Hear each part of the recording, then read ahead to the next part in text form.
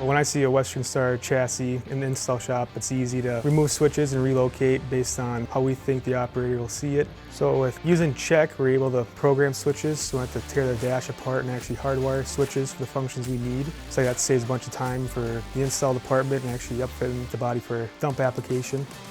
The interface for actually pinning in for programmable switches, pretty straightforward. We're able to print off the pinout sheet for our technicians to actually pin in and quickly get all the harnesses ready to go for the components and lights. It's very nice too, you can always take the switch decals off and be able to relocate them depending on the switches that are available in the dash.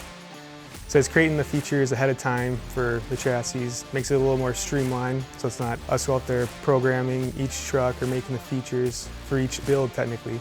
I see using these features would benefit the end customer, saving us from failed equipment.